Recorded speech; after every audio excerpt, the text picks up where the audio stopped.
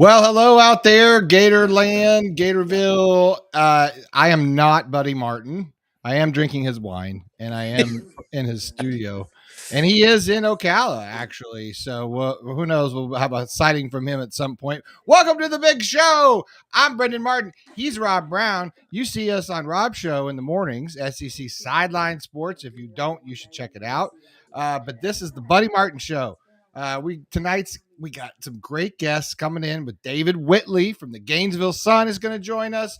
Kyle Curtis is going to come in and stop in and talk to us. Buddy Martin's going to stop into us. I see David Whitley's just checked in to the Orange and Blue Room. So all of this coming at you tonight. Smash the subscribe button down in the bottom right-hand corner.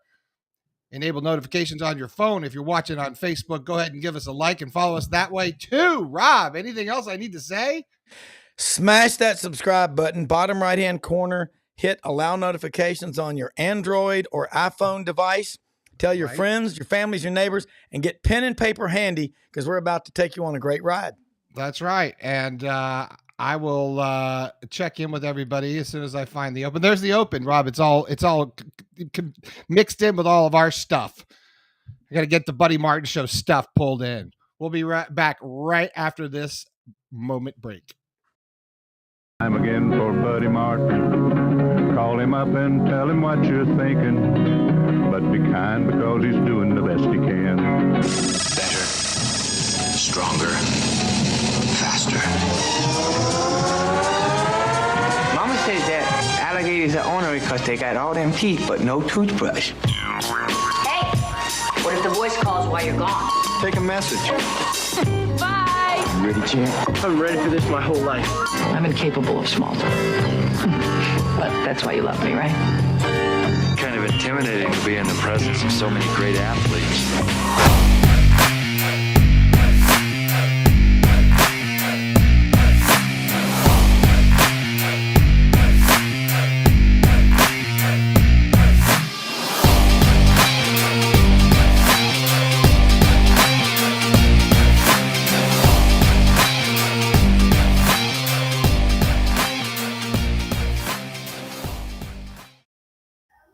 And dilly to you all. Welcome to the big show. Mr. Whitley, it's been a long time, sir.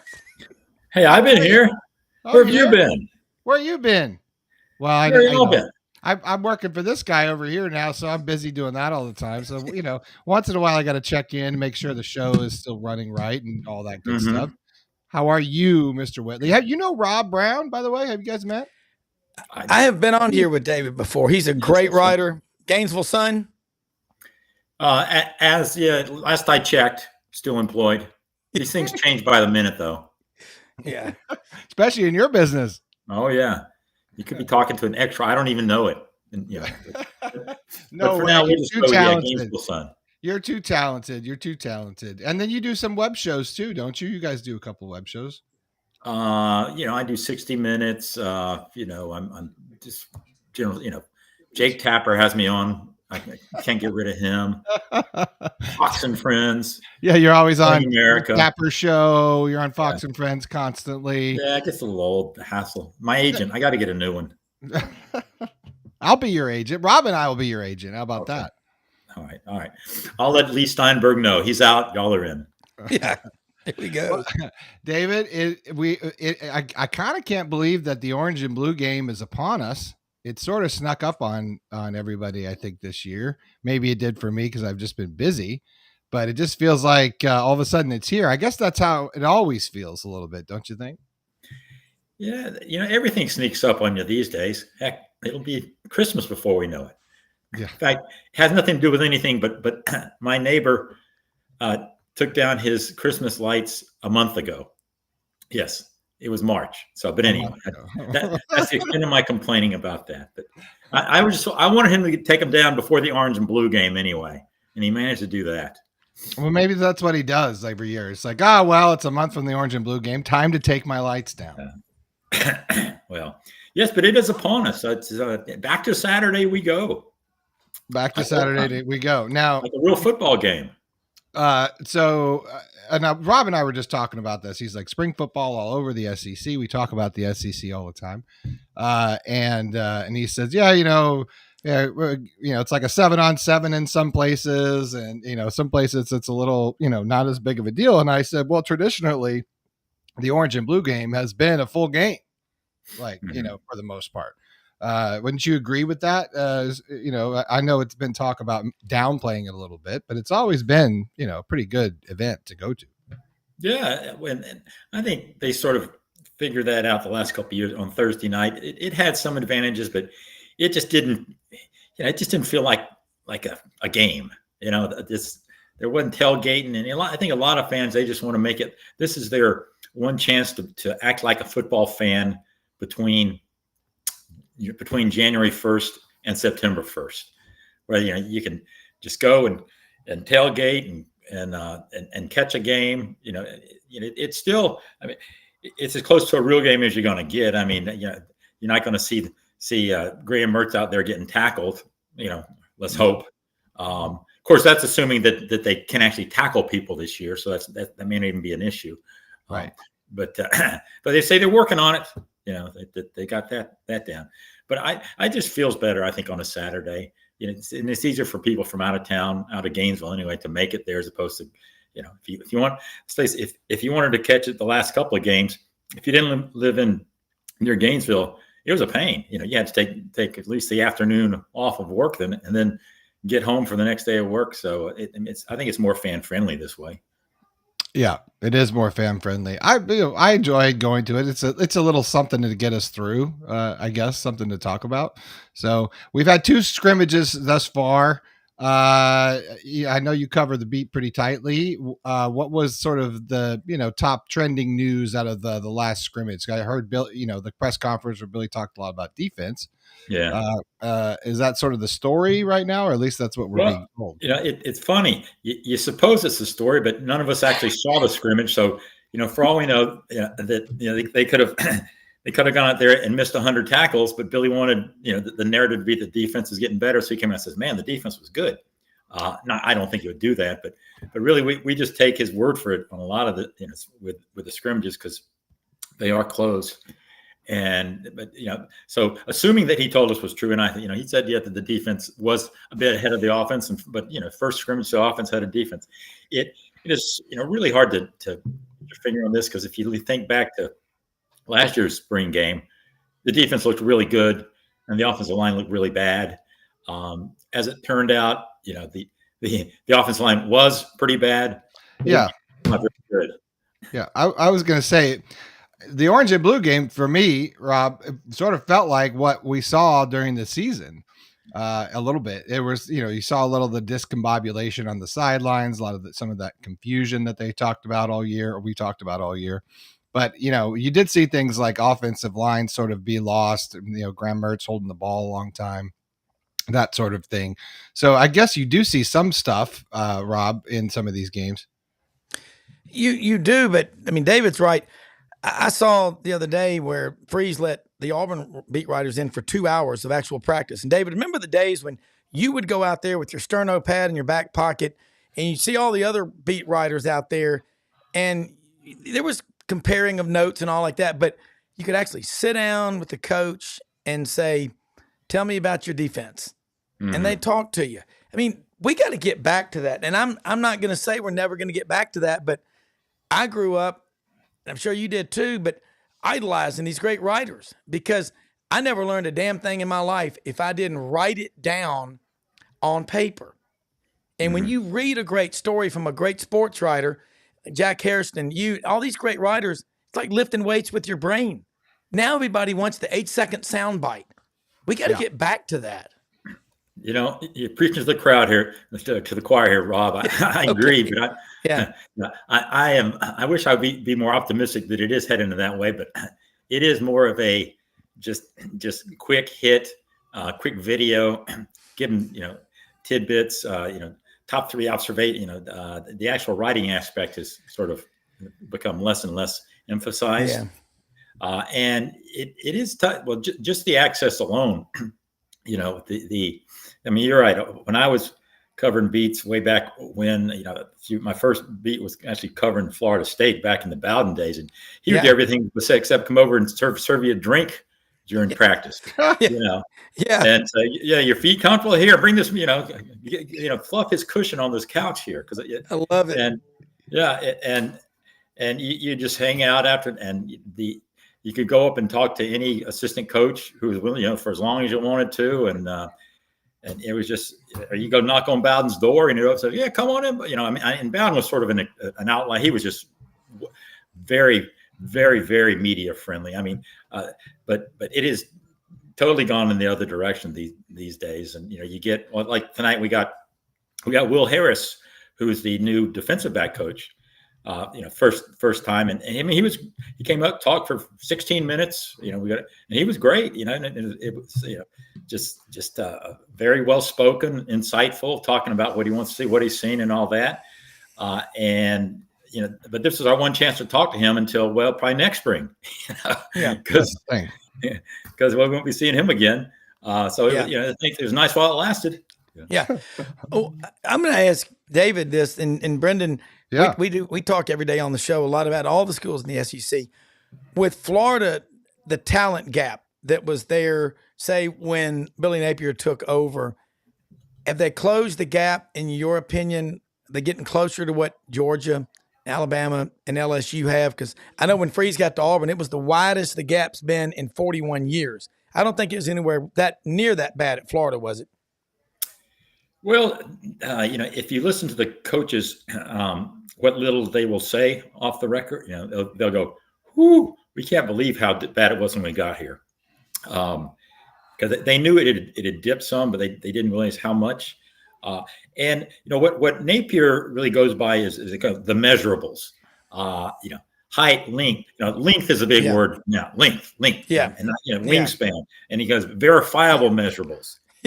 Verifiable speed. All that, and and they have an extensive rating program just on just raw ability, guys they think will be guys that play on Sunday. The five. Then there's guys that they think are all SEC caliber thing, and they that's there's like 6 categories, and those first 2 categories are where you got to be. That's where you got to live. They say that the last 2 quality of the last 2 recruiting classes have stepped it up quite a bit. So I think, that the talent gap is going. I mean, you saw it, last year, just the number of freshmen they relied on in the last couple of years. Yeah, because they had sort of hollowed it out up top.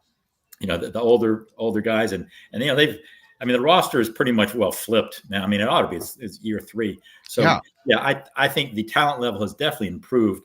Now it's just a matter of the experience level and the coaching level. Bringing that up. I mean, they're not at the talent level isn't Georgia yet, and there's still that gap in the top, but it's getting there. The problem is that Georgia, Bama, they're not coming down any. You got to go get them. Great point.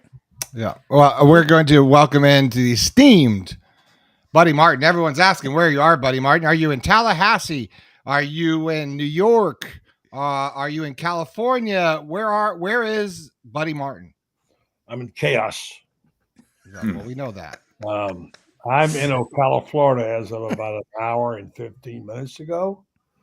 Kind of a harrowed journey, which I shan't waste your time sharing. But I'm here. I'm at my sister-in-law's house, Nell. She fed me a bowl of soup and gave me her table, and I got to talk to 2 of my buddies and see what they have to say about this day, which has been wacky. Started with me about 7:30 my time in Panama City talking to Shane. And here we are in Ocala, Florida, by the miracle of streaming. Thanks, guys. Appreciate you doing this for me tonight with me. I'm only going to be on for a minute. The producer is going to give me limited time, but I'm going to make the most of it.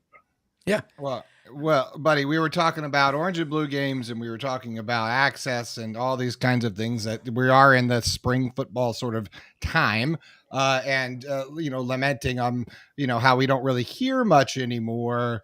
Only what we're told in press conferences and whatnot, and much in line, which is like it's been the last couple of years. We haven't gotten much information after 2 scrimmages and a couple of weeks of practice. Yeah. Well, yeah, I mean, look, first of all, let me say I have the most respect for these two gentlemen here. David, who reports and writes beautifully this column for the Gainesville Sun, and for Gannett, and has been doing it a long time and doing it well. And he knows how much I think of him. I always enjoy his company on Tuesday nights. Abbreviated, though, may be this week. And of course, my man Rob Browne. What can I say? He's like a missile. He's taking off here. All of a sudden, this guy called me a couple of years ago and said, "Hey, I want to do a little bit." Okay, fine. Next thing I'm doing every Saturday morning with Rob, a bunch of Alabama, Memphis folks, whatever. They brought me in, let me do a little bit. And now Rob's kind of a member of our family, and I'm thrilled to have both of you on tonight. And I thank you very much. Having said that, I got chewed out last week because I wouldn't say that the softball team from Florida was world class, and I made a statement that I was really kind of unhappy about these baseball teams losing these midweek games. Oh, don't worry about it, buddy. You're out of touch, okay? Maybe I am out of touch, but the bottom line is I'm a former Gator player. I have a letter in baseball, Florida. I'm proud of my team. I don't like getting beat by these crummy teams. And I especially don't get tonight about them getting beat 100-0 by Florida State tonight. Yeah. Third straight time. I mean, they're clubbing home runs every other at bat. What has happened to the baseball team? Love Sully. Give him his props. Shane argues with me. Oh, it's an elite program. Okay, maybe an elite program, but they ain't playing elite right now, and I think they got to be held accountable. So we started the question. Maybe you guys can finish it up. What is elite? I think we saw elite in the Final Four. Okay, we know what that looks like. UConn, whatever. Florida was once elite in several sports, now elite only in a couple. What would you guys say? Would you say, David? Gymnastics, certainly. Track. Right now, for sure. Always track. Yeah. I mean, unbelievable. Track. Yeah. And so the baseball team, I don't know what they are right now, and I'm getting worried about what's going on. Sully's a great coach, but you know what? It's what have you done for me today, not yesterday. So anyway, we'll go with that. And finally, I'm excited tonight because I'm going to get some answers to something that's been bugging me. Freddie Weeby, my good friend, will be coming on a special exclusive interview Thursday night with the Orange and Blue Bloods to talk about what exactly is going on with the Orange, with the Florida Victorious. As I predicted he would, he is doing an unbelievable job. He's expanding it. They got some plans they're going to release and announce, and some plans that will impact our show, which I'm very glad about. So, Freddie Weeby, David gets it done. Oh, he does. Well, I hope the impact of your show means that maybe you'll be handing out some of Jerry's chocolate chip cookies to like. Oh, it's the food thing. You went right for the food today. Hey, I'm sorry. First thing, when you say Freddie Weeby, the first thing I think of is Spurrier's Restaurant and food. Second thing is Florida Victorious. Maybe my priorities are messed up. I don't know. David, when I say the Masters, do you think peach cobbler? Well, and egg salad sandwiches for $1.30 or whatever they're still selling them for. Yeah, we know Brendan's been once or twice. Rob, I'm not sure if you have been or not. It was my life for a long time. I think I don't want to brag. I'm close to 30 I went to. Have been in quite some time. Love that event. Always love that event. We'll watch every last minute I could watch this week, and it's really probably my favorite sporting event. Even though I know it's not Gators, I guess Billy Horschel would be, right? Mm-hmm. So anyway, I love the Masters, and I'm very thankful to say that I think we're going to be able to reconnect with some of the Gator players through Freddie Weeby. Brenden, that's exciting. Oh, very exciting. I'm excited to have some of those guests and potentially, and just to have a connection there to expand some of the stuff that we talk about, because we talk to each other all the time. It gets a little bit slow, because we're just battering around what we all read on Twitter and everything else. So it's nice to be able to have some of that access. And then obviously Freddie Weeby's doing a great job up there. So anything that we can do to help that process, of course, we'll do that. Sorry, I'm just looking at my daughter's like, can I wear this sweatshirt? Yeah. Rob, we got the AC on around here. It's getting hot. Yeah. Thought of one other program that you got to say certainly did pretty well last was golf, as you mentioned. Yes. You're not going to, yeah. Not elite yet, but certainly getting there with that national championship. How about hockey? I know, but that's not like a Frozen Four, though. That's different. Not the Frozen Four. No, so it's not like, look, I covered too many Frozen Fours in Colorado. Which begs the question, Rob, what is elite? I mean, year after year being in the championship, or you can't be there every year, but Florida swimming and diving certainly is. You look at Alabama football winning 11 or more games every year from 2007. They had the 110-win season in 2010, but 11 or more every year after that. That's consistency. But Mike Holloway, your track and field coach, multiple national championships. Arkansas track and field with John McDonald, 40 national championships. Men's and women's track and field and cross country, 40 of them. Not bad for a guy who barely spoke anything but Gaelic. And I think he came to Arkansas at the same time, roughly when Broyles took that big pay raise from Missouri in 57 to Arkansas in 58 from 10 to 15,000 a year. But I mean, hey, Franz says it all the time. The Gators, 267 SEC championships across the board, men's and women's sports. That honestly, if that's not an elite athletic program, then there's not one. I mean, the closest to that is Georgia at 121 fewer championships. Right. Well, geez. Really? I think that's what it is. Yeah. Franz will let us know if I'm wrong. Trust me. He's got the stats on it. He give him credit. Yeah. So, yeah. No, and he does a great job. So, what, David, am I wrong? It seems like the revenue sports, football and basketball, are in pretty good shape. Now, we don't know about football, but let's say trending upward a little, and certainly basketball trending upward. Mm-hmm. And in the end, I know that the rest of these things, people say, well, yeah, this is important. Yeah, it is. But the two revenue sports, you've got to do well in to make money, David, don't you? Oh, without a doubt. I mean, and no slight on the non-revenue sports, but let's say if your Florida fans had a choice, give me a winning football season, or give me a national championship, and the other sports have losing seasons. The majority say done. Yeah. That just, football rules. Football is king. No great revelation there. And, basketball, it is, it's a distant second, but people show up and people talk about that kind of stuff. It's not a one-day thing. Again, I love track, all due respect to the job Mouse Holloway has done, but they won a national championship. People may talk about it. You may hear about it for a day around the water cooler at work, but then it's, hey, what do you think Mertz is going to do this year? Yeah.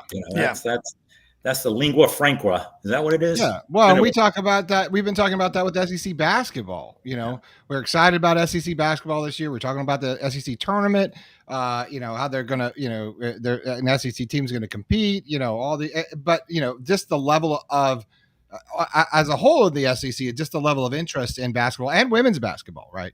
So but in the end, it's still not at that level where you're going to say, well, that's great, this happened in basketball, but what's going on in football? Even if you got a bad season, it's still going to remain the most important thing, at least around these parts. And I think that's a lot of SEC schools, Rob. Oh, sure.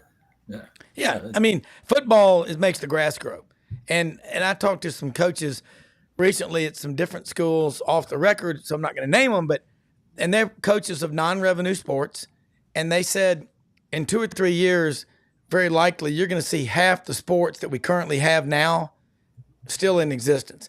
It'll go to club level. So, David's right. Just connect the dots, follow the money trail, and there'll be a lot of club sports. Hell, we still can't even get lacrosse as a varsity sport or as a league in the SEC. Wrestling was dominant, but Title IX took that out, 40 years ago.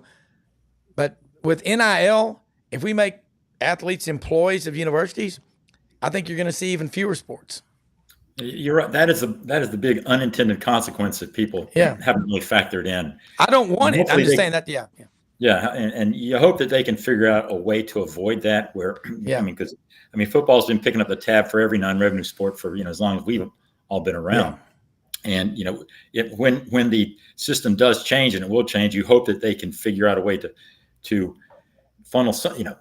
Let's face it, they're getting $80 million a year from TV, or will be. Yeah. On top, and then that ain't even, and that's before you sell the first ticket.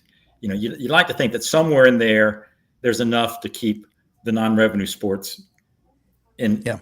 I don't know what your total budget of every non-revenue sport is, but I suspect that it is a fifth maybe of what they pay for football, and it would just be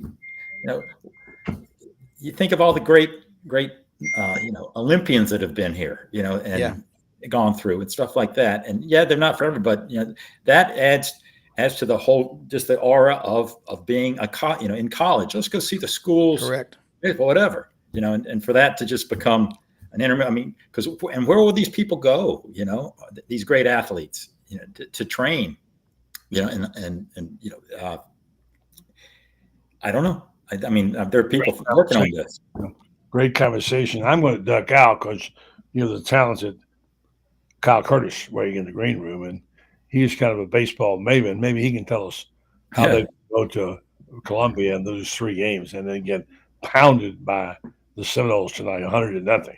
I don't know what's going on there. He follows it, but hey, guys, good being with you. Bring him on, Brenden. Bring Kyle on. Me say hello and good night to him. What's up, Kyle? How we doing, guys? Yeah, you in a car someplace? Where are you? An airplane? Oh, I'm back home. Okay. I was gonna say that looks like a girlfriend's room. Yeah. Well, so if it is, who cares? It's legal. I'm jealous. Yeah. Hey, sorry, guys. I'm out of here. Kyle's here. He'll see today. All right, let's get the parent out of here, would you? Good Lord. Thanks, David. Thanks, buddy. All right. Thanks, buddy. Good night. Oh boy, I just got, that was all cringy, saying that you were in your girlfriend's room to my father. I got cringed out there, Kyle. So he's got to respect the game. Kyle Curtis, everybody, joining us from GatorAteMedia.com. Kyle, it's been a long time. How have you been? Say hello to Mr. Whitley, obviously. Yeah, Mr. Curtis, how are you this evening? It's another Tuesday. Wouldn't it be a Tuesday without you, Mr. Whitley? Mr. Browne, it's always a pleasure to see you on. Nice to be on here with you. It wouldn't be a Tuesday without the Gators losing a baseball game either these days, right?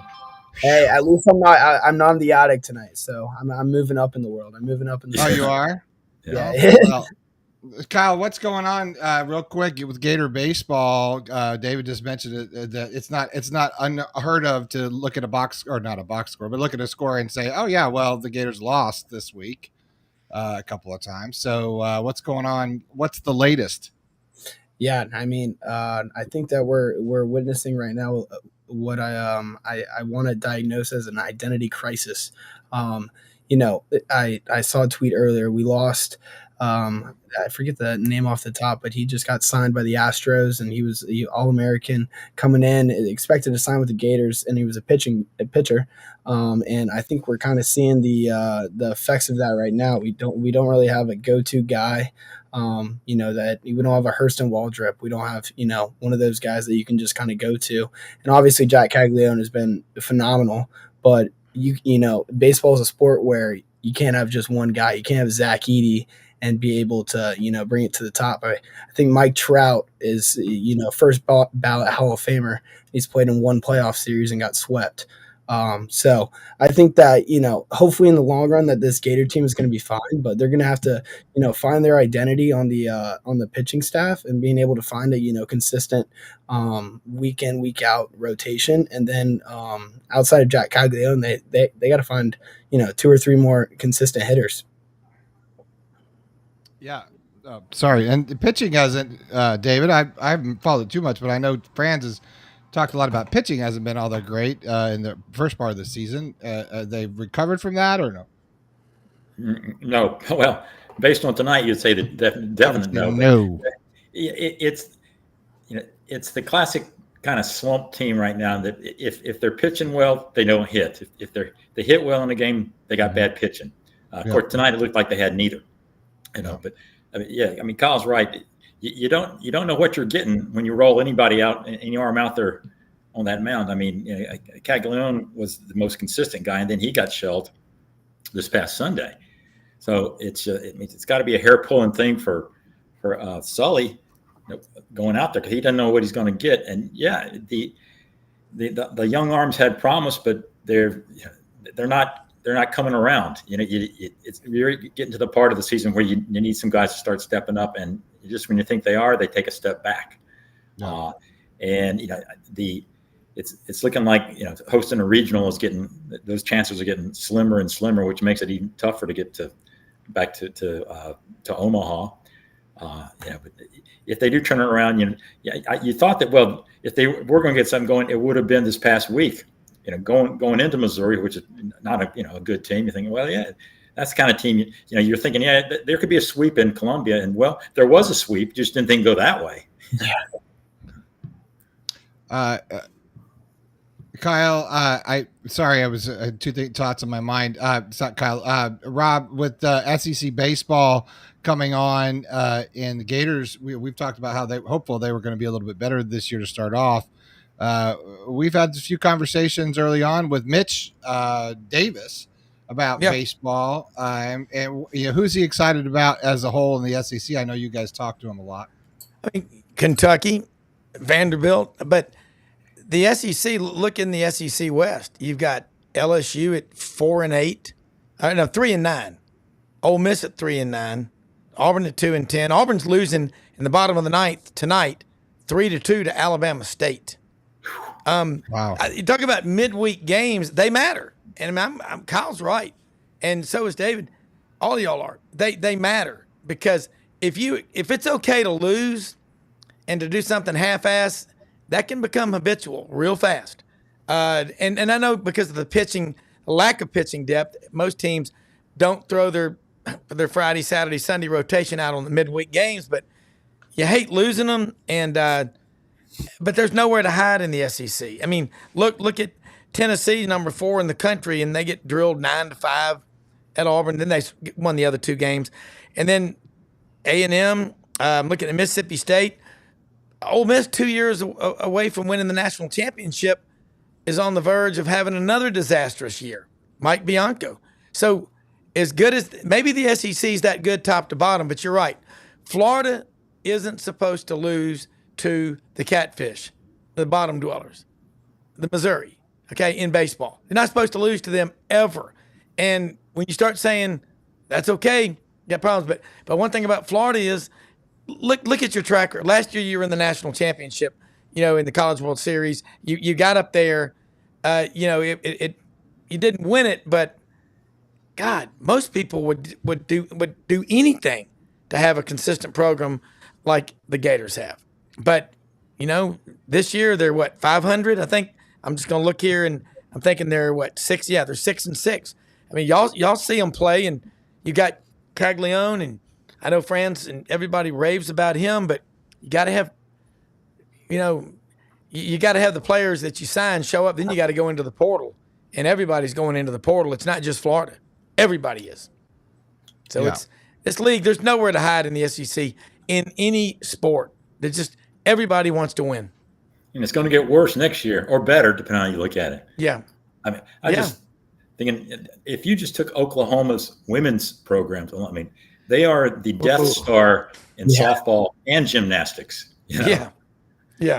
And I mean, Texas has always been good. I mean, we're back to non-revenue source, but it's not like they're bringing in New Mexico State and Utah, in this thing, due respect. So talk about no place to hide, even fewer places to hide next year. Yeah. Texas has been to the College World Series 37 times. What? 37. I didn't know that. Yeah. Augie Garrido is pretty good. I hate Texas coach. already. I just now hate Texas. I mean, I've hated Texas my whole life. I can hate them now. I hate them. I hate Hook 'em horns. Dumbest thing ever. It's like that in like College Station with the fish school stuff and it's all weird in Texas. The hand signals. I grew up in Colorado. cheers. Texas is weird. No one likes it. I see Texas license plates. We're gonna run them off the road. It's just terrible. Get out of here. You don't drive in the snow. You're Texas. No one likes you. Wow. No one likes you at all. Hook 'em I think- horns. I think- I did date a girl at UT and at College Station, by the way. So Do they dump you? Absolutely. Well, yeah. Okay, I mean, fine. they did. They found out about each other. Yeah. Hey, Yeah. come on. Come on.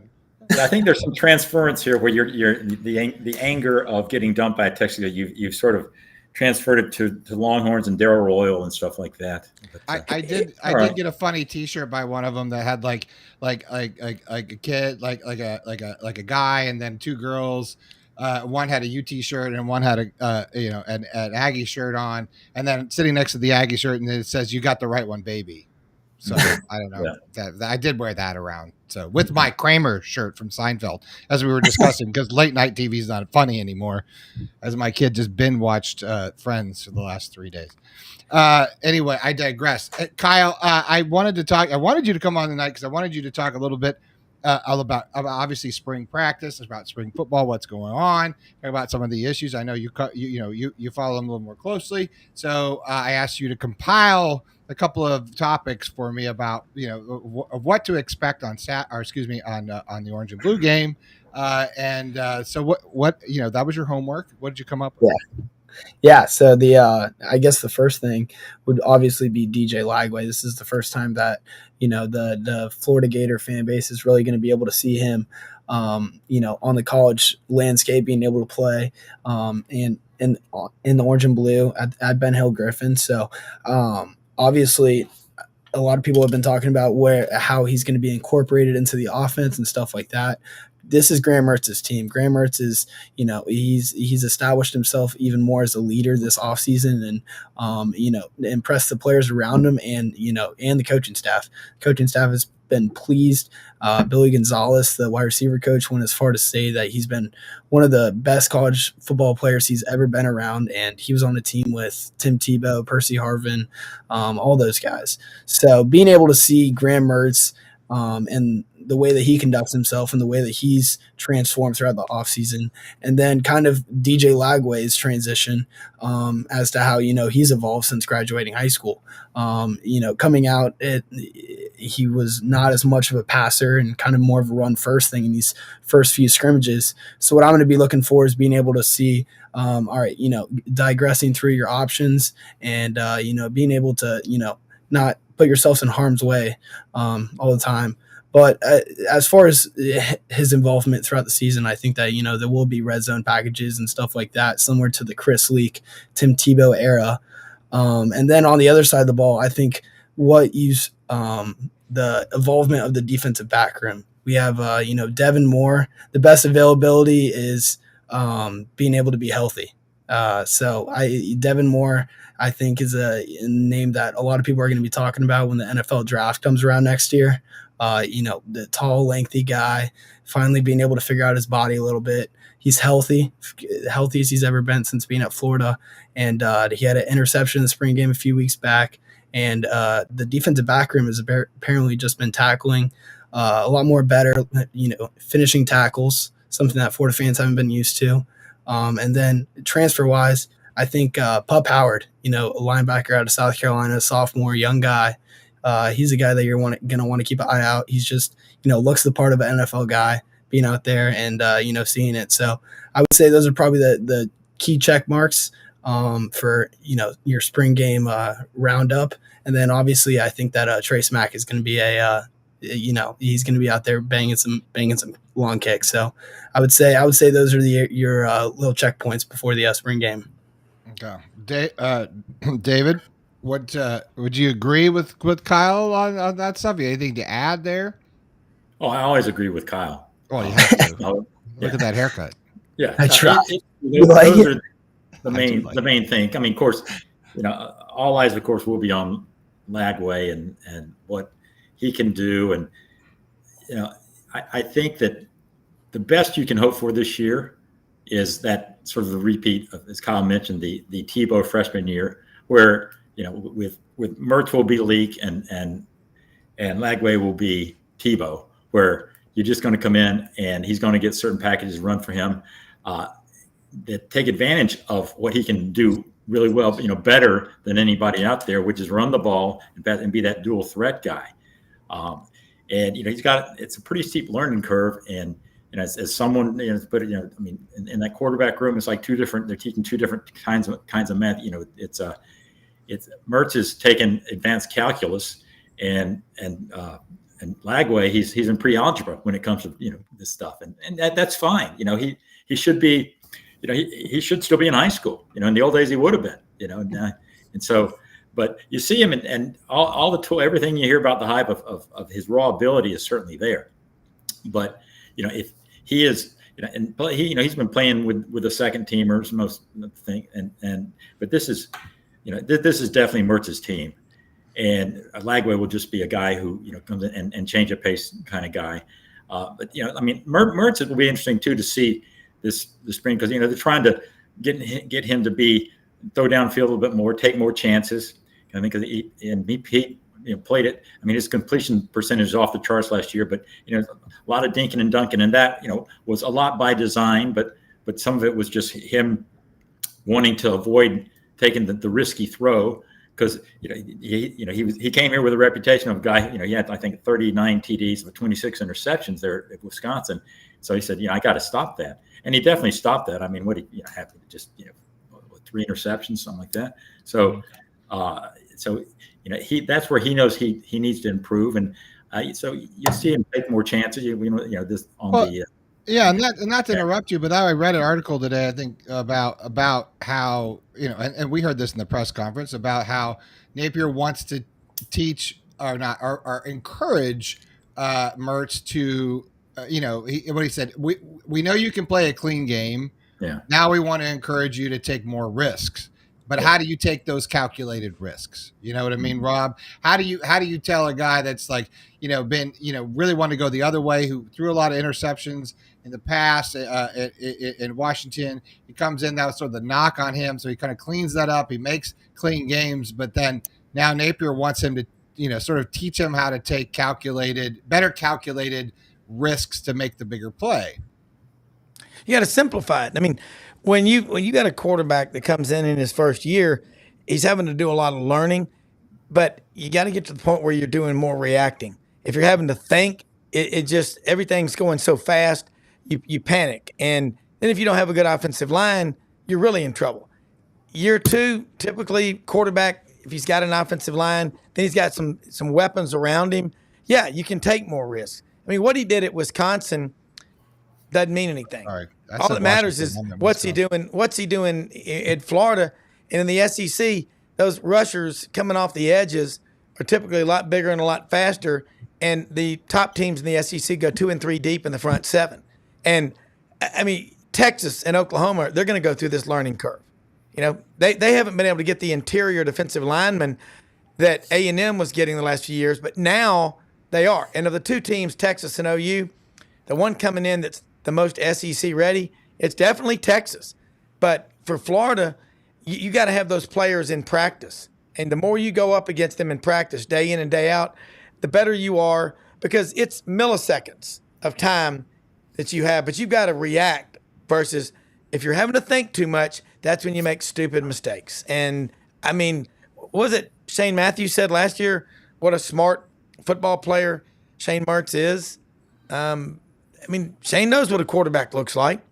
Question is, y'all talked about it with Lagway coming in. Yeah, you had the great guy out of Independence High School in Charlotte, Chris Leak, and then Tim Tebow comes in, and Chris Leak was the quarterback on that team. Tim Tebow was a situational quarterback, but when he started the next 3 years, he knew what the hell he was doing. He didn't have to think too much. You don't want to have paralysis by analysis if you're a quarterback. You don't. Kyle, what was the knock was the other day? Well, Lagway, obviously it's coming at him pretty quick. I think we expected that. Have you heard much about, again, we haven't heard anything, but you got to think that, Lagway is going to come in on these sort of third down scenarios and be that triple threat. Yeah. I haven't heard anything, directly, but, I mean, I can't imagine, I know what it's like going through process of being able to, even for Graham Mertz, it was a process of being able to, understand a whole new playbook, being able to understand how to dissect a defense. I mean, you got to think about it, especially for a guy as dominant as DJ Lagway in high school. The game to some degree had to come easy to him. He may have not had to learn how to, dissect these different defenses that Rob was talking about that they throw at you. Being able to, just find a pre-snap, flaw in the defense and being able to do stuff that, Mertz does that, he can't bring to the table right now. So I don't know if that degree of what packages they want in there, but I think that they recognize the type of player and the caliber of what they have in that locker room. And I think that it is such a massive advantage being able to have a guy like Graham Mertz in the locker room with him for his freshman year, someone who's already established, someone who is well recognized and well respected around that facility, outside of a coach that's being able to kind of step in as that mentor role. Kind of like a Chris Leak to Tim Tebow, to where, yeah, we may not see the results this year that you may want to see, but being able to step into that role next year, it's not going to be as hard if, there was a QB battle going into this year or something like that. Yeah, and go ahead. You sense that Leak, or not Leak, but Lagway understands that too. That right. This is Mertz's team, and they seem to get along well. And I mean, I think Lagway is grateful that Mertz is there, because I mean, this is he's a 6-year senior, and he needed a mentor. If the fact that Mertz decided to come back, I think was huge. And had he not done that, they would have had to go out and get a veteran, because you just can't start a true freshman at QB in the SEC. I don't care who it is. You're asking for trouble. And so I think Lagway knows that this is his learning year, but he will be he'll get in there and get. I mean, if nothing else, they want to keep him happy. They want to get some of their money's worth for all that NIL money out of the kid, a little bit, and get him a lot of reps. So he'll get enough snaps and all that kind of stuff. But if they're gonna do anything this year and surprise people. Mertz is the guy who will be doing it. Yeah, and Rob, talking about so much NIL and then transfer portal. Obviously, I mean, Lagway is more of like not a homer, but he you don't worry. I don't think you worry about him as much wanting to maybe skip town after a year or more. He seems to be a lot more bought in, obviously, with this situation. But how much do you worry about that in your first year? We talked about, in the past how, Meyer had to play Tebow. He felt obligated to play Tebow in his first year to get him some reps. And we asked Urban that, and he lamented on the fact that he felt that obligation, not just because he wanted him to get reps in real game time, but he felt that he recruited him so hard that he felt like he deserved something. How much do you worry about that with the DJ Lagway in today's landscape with NIL and transfer portal?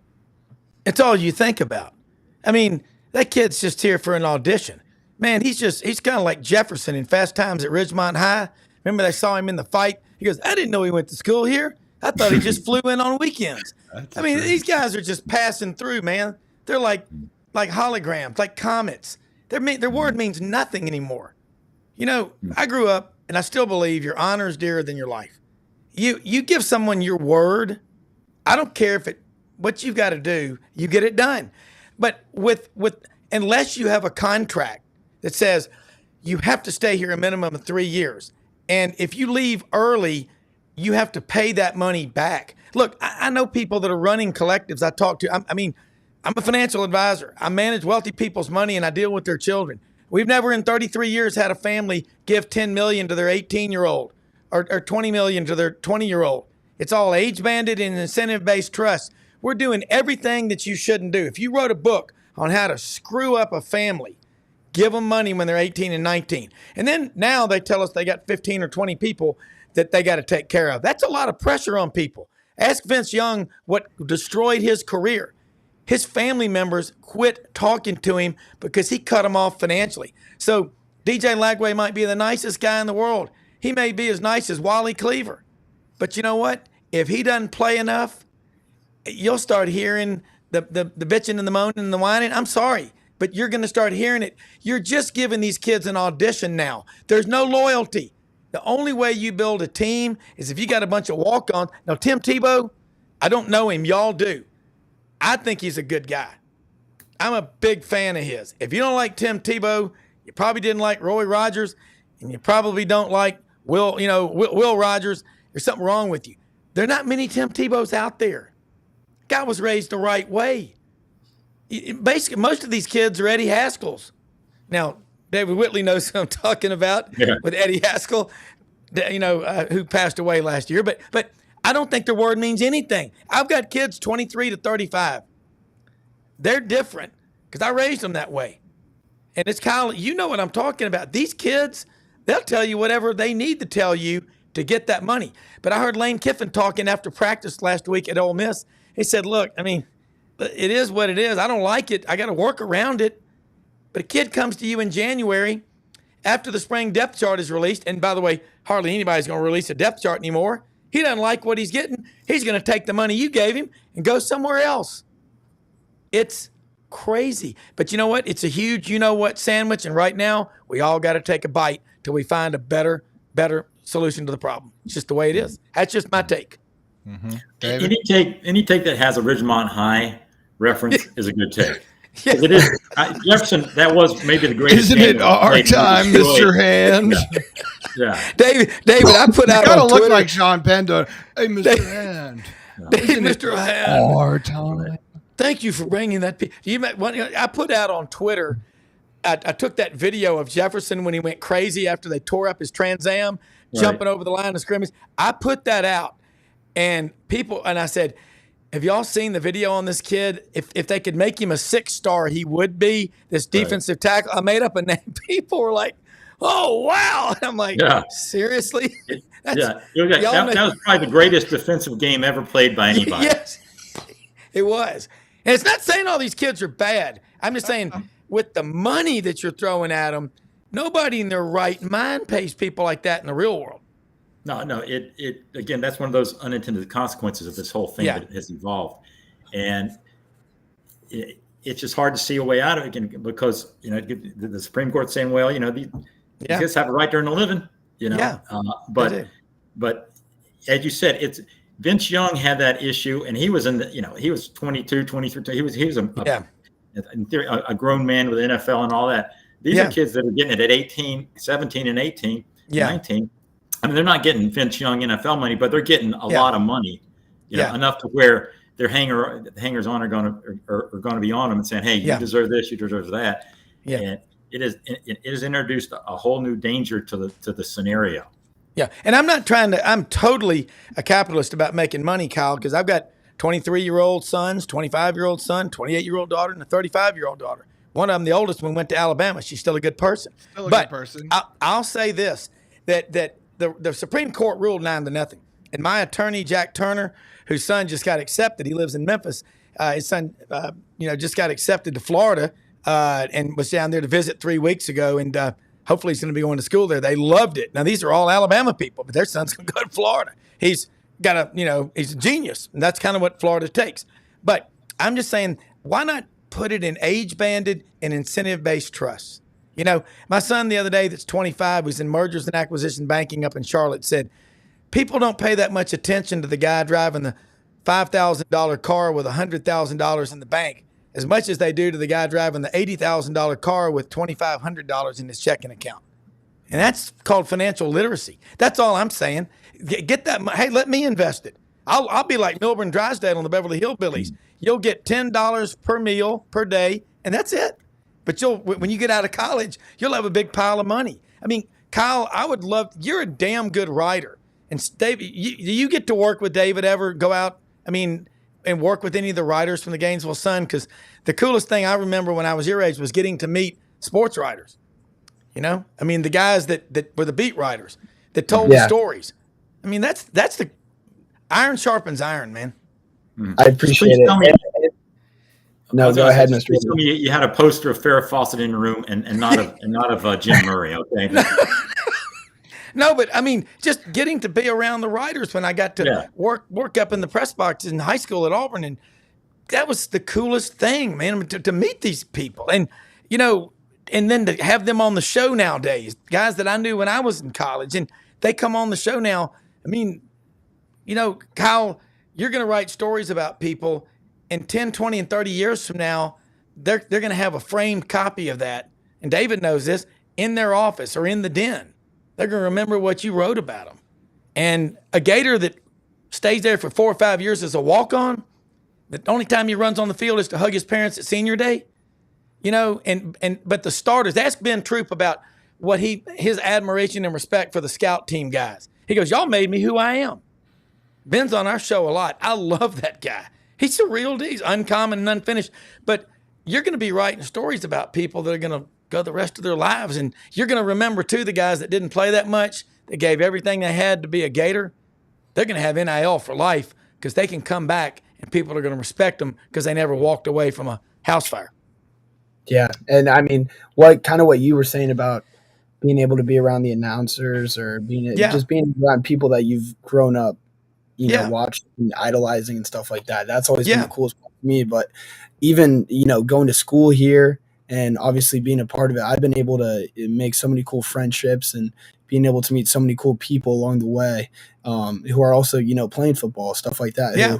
It's fun to watch on ESPN. It's like, all right, you know, that's my friend. So, but that gives me a whole new perspective and kind of and it's unique because we're in such a new time for college athletes, college students and stuff like that I'm able to kind of see their perspective, put myself in their shoes and be like, yeah, that is a lot of money. And where you're at, what your family position, that is impossible to turn down. But at the same time, I also am seeing what the school is rather not doing when, you know, giving these guys, all right, if you're getting $100,000, you need to be, all right, let's go put 80% of that away, go invest it, go do something with that. You walk in and Mr. Whitley sees it going in and is spring training or spring practice. All these guys have Hellcats and Dodge Chargers and all that stuff. So kind of what you were saying, it is a situation that we have ourselves in, but I feel like the university and even the NCAA, SEC could still do more to kind of just teach these guys how to make this money last rather and, you know, do something with it. And you obviously being a financial advisor know that more than, but it has been cool to be able to kind of see this perspective on both sides. And it's something that I'll remember forever for sure. Yeah. Yeah. And look, I mean, we bring up a good point. Obviously, Kyle's, boy, this is your last semester. You're done like in a couple of weeks. No, you're done. I have 3 weeks. 3 weeks and he graduates. Where are you going to work? To be determined. Yeah, I'm still at Gator Bait. We're gonna try to throw him some salami sandwiches and a couple free. All right, yeah. I need a golf membership. Yeah. No, when I graduated, but 3 weeks. Yeah, when I graduated from UF, I'm still looking for my first 3 weeks job. of the best 4 years.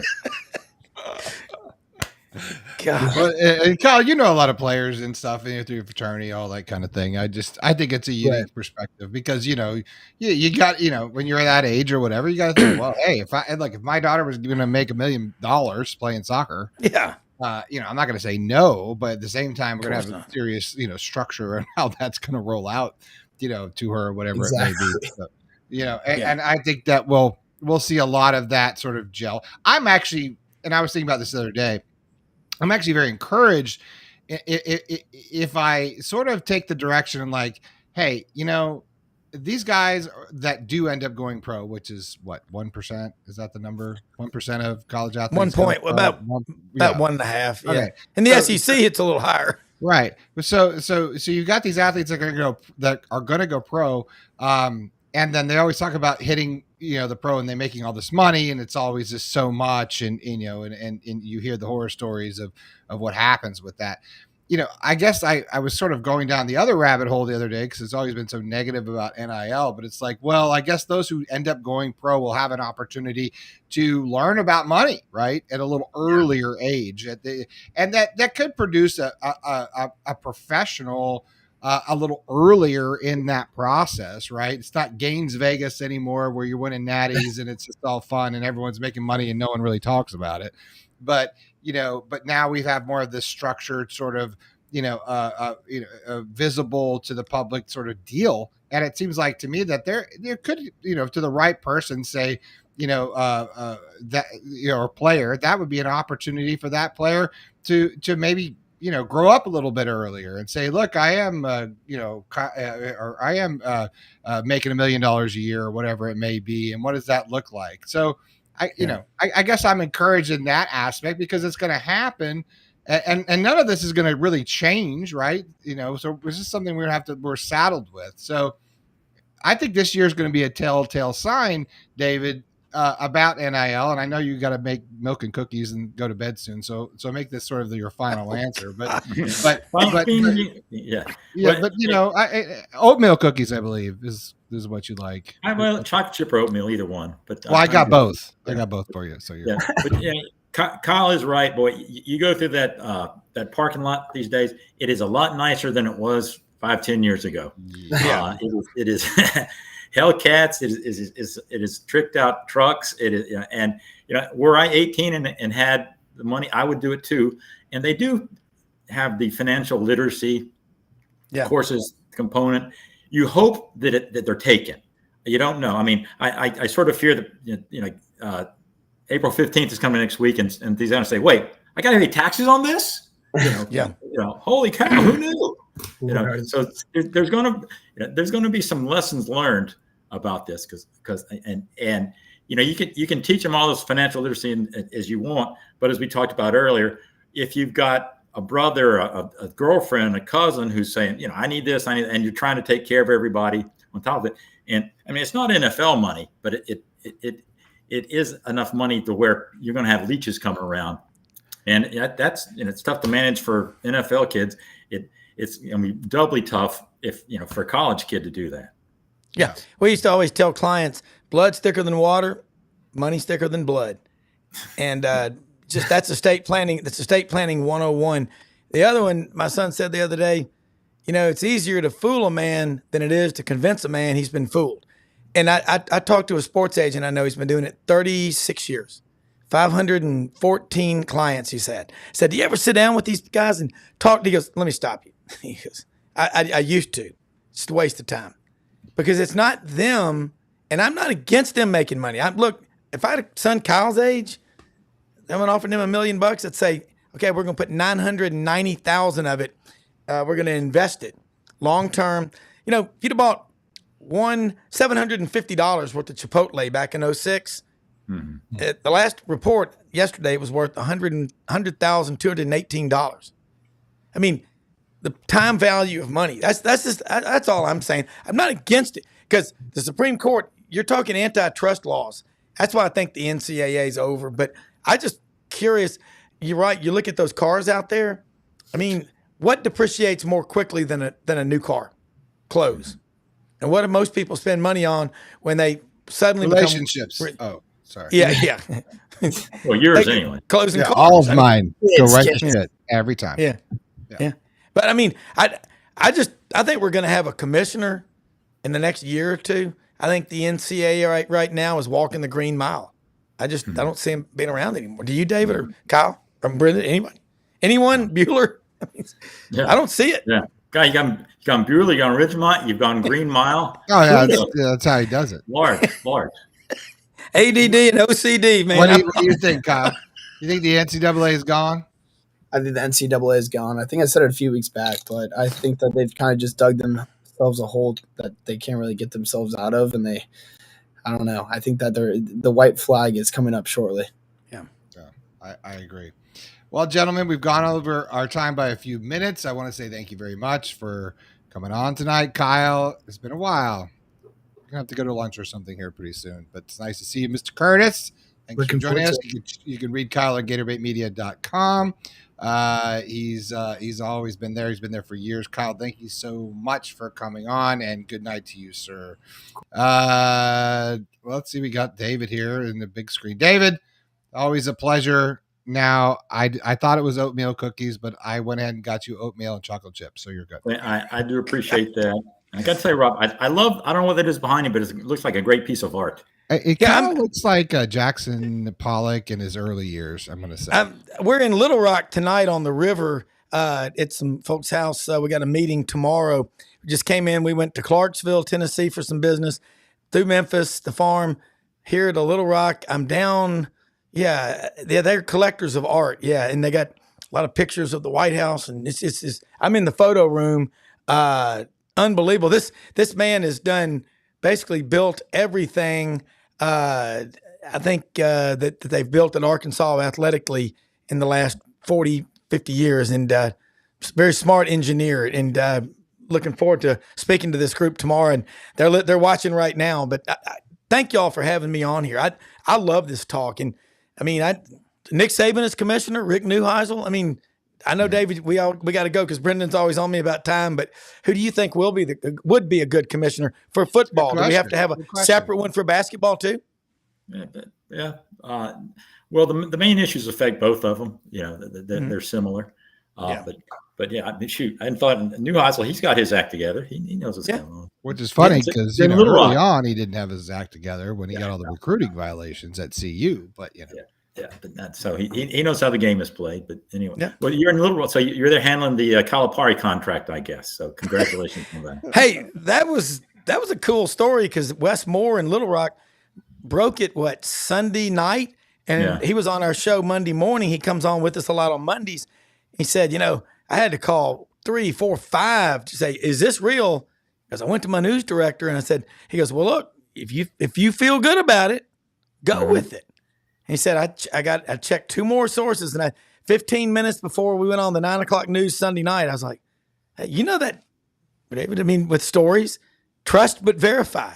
But true grit journalism like what you do, and I hope Kyle gets to work with you, and I hope Kyle stays with Gator Bait, but he gets it. I've watched him on this show. I've watched you on here a lot, Franz, Buddy, Wilton. I mean, it's a lot of fun. I'd rather have a round table full of sports writers any day, because they think about what they're saying because they've already written it. Well, that's what we're going to do. Yeah, we're going to do more of that where we get like old sports. We get sorry, where we bring in sports writer, do a sports writer roundtable because I love it because I think that culture is important and I think some of that's sort of lost in the Twitter space and look, I was raised around it my whole life. It matters, ethics, all that stuff, how you get your story. That's something I don't want to be lost and something we try to do at GatorBaitMedia.com all the time. So, all right, gentlemen, I'm going to say good night to you both. I'm going to thank Rob. I'll see you in the morning. Hey, check us out tomorrow morning right here, 9 a.m. Eastern. Rob and I do a show. Well, it's Rob's show, and I produce. Hey, we're a team, man. SEC Sidelines, Sports Network, and SEC Sports, and everything else in between. Rob, you're the best. Thanks for coming on. Thank you for having me. And David, enjoy the cookies. They're on me. Yes, thank you. All right, good night, gentlemen. And that will do it for me tonight. Now, I sort of neglected our sponsors a little bit, so I just want to say thank you to Titan MRI. Check them out at titanmri.com. You can check out